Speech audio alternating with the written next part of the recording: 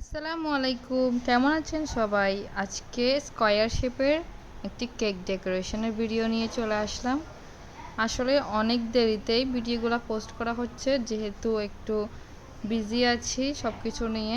ইতিমধ্যে আপনারা হয়তো একটি পোস্ট লক্ষ্য করেছেন যে আমি টপ ফ্যানদেরকে গিফট দিতে যাচ্ছি আগামী সপ্তাহের মধ্যে।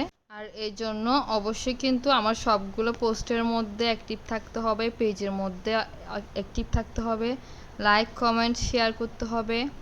ইনশাল্লাহ একে একে যারাই অ্যাক্টিভ থাকবেন সবাইকে কিছু না কিছু গিফট দেওয়া হবে। আর এক্ষেত্রে আপনারা আপনাদের পছন্দের ফ্লেভারটিও চুজ করে নিতে পারবেন। আশা করি আপনারা অ্যাক্টিভ থাকবেন। এবার চলে আসি কেকের ব্যাপারে। এখানে আমি 2 পাউন্ডের একটি কেক বেক করে নিয়েছিলাম ভ্যানিলা ফ্লেভারের। আর সম্পূর্ণ কেকটি আমি অ্যাসেম্বল করে অফ হোয়াইট টাইপের একটি কালার দিয়ে সম্পূর্ণ কেকটাকে কাভার করে নিয়েছিলাম।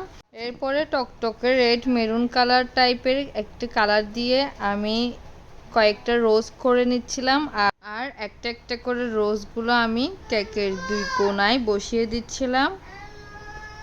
এই তো এক সাইডে বসানো হয়ে গিয়েছে, এবার অপর সাইডে আমি রোজগুলো বসিয়ে নিচ্ছি।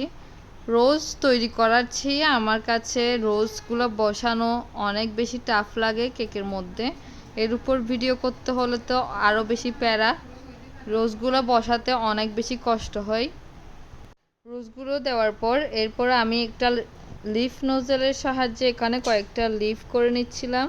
কেকের মধ্যে ফ্লাওয়ার থাকবে কিন্তু লিফ থাকবে না, এই ব্যাপারটা কেমন জানি লাগে আমার কাছে, তাই আমি এখানে কয়েকটা লিফ করে নিচ্ছিলাম। লিফগুলো দেওয়ার পর কিন্তু কেকটার সৌন্দর্য আরও বেশি বেড়ে গিয়েছে। এরপর আমি একটা বর্ডার করে নিচ্ছিলাম রেড মেরুন টাইপের কালারটা দিয়ে। আবারও এই টকটকে রেড মেরুন কালারটা আমি কিভাবে নিয়েছি সেটা জানতে হলে অবশ্যই কমেন্ট করতে হবে। কমেন্ট করলে আমি আপনাদেরকে আনসারটা দিয়ে দিব। যারা যারা আমার ভিডিও দেখে একটু হলেও উপকৃত হন তারা অবশ্যই আমার ভিডিওতে একটি করে কমেন্ট করে দিবেন, এতে আমার কাজের আগ্রহ আরও বেশি বেড়ে যায়। এরপর আমি কেকের উপরে যে লেখাটা ছিল জাস্ট এনগেজ, এই লেখাটা লিখে নিচ্ছিলাম। লেখাগুলো লিখতে অনেক বেশি হাত কাঁপে আমার, তাও চেষ্টা করি ভিডিওর সাহায্যে আপনাদের কাছে শেয়ার করার জন্য। লেখাটি আমি লিখে নিয়েছিলাম ব্ল্যাক কালারের ক্রিম দিয়ে, জাস্ট পাইপিং ব্যাগের মাথাটা একটুখানি কেটে লিখে নিয়েছি। এখানে আমি কোনো নজেল ইউজ করিনি। এরপর এখানে কয়েকটি এডিবল গোল্ডেন পার্ল ইউজ করছি আমি ছোট সাইজের। এই তো আমার কেকের ডিজাইন করা কমপ্লিট হয়ে গিয়েছে। ভিডিওটি ভালো লাগলে একটি করে লাইক কমেন্ট শেয়ার করতে কিন্তু ভুলবেন না। আল্লাহ হাফেজ সবাইকে।